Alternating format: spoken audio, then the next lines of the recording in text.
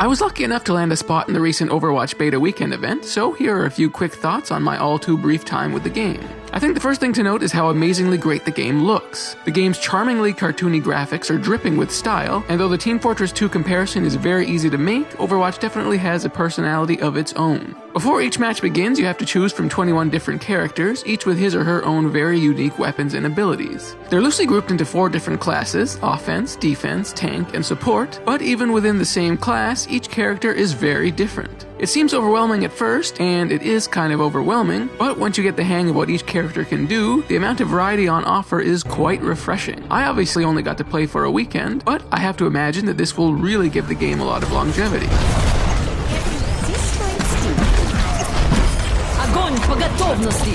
Watching gameplay videos, I was worried that the game looked a little bit too fast-paced and chaotic, but when you're in it, not just watching it, it feels just right. Right now the game is limited to just 6 versus 6, which I think probably helps. It rarely feels like there's more going on than you can keep track of.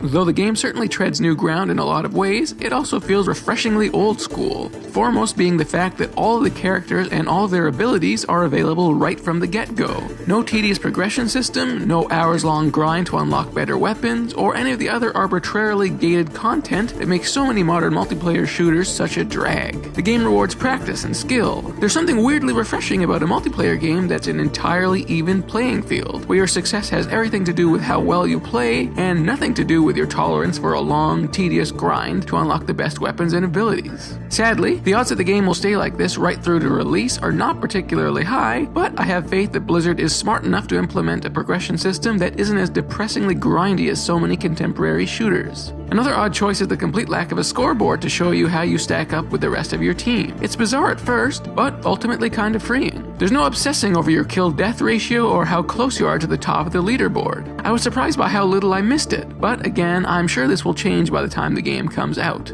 And, of course, it's pretty much impossible to talk about Overwatch without the inevitable Team Fortress 2 connection. I will say that, because of the sheer volume of characters you can play as, it lacks the elegant intuitiveness that made Team Fortress 2 such an instant classic. That's not to say that it's less fun, it just lacks the finely honed chess set balance of Team Fortress 2, or at least the earlier days of Team Fortress 2, before they added a million different weapons for each character. Still, the fact that the game is this polished and this fun several months out from its planned June 2016 release date makes me feel very confident that it's going to be something special when it comes out. It's been nearly a month since the beta weekend ended, and I still find myself staring longingly at the Overwatch icon on my desktop, wishing that I could load it up and play a few rounds. It's super fun.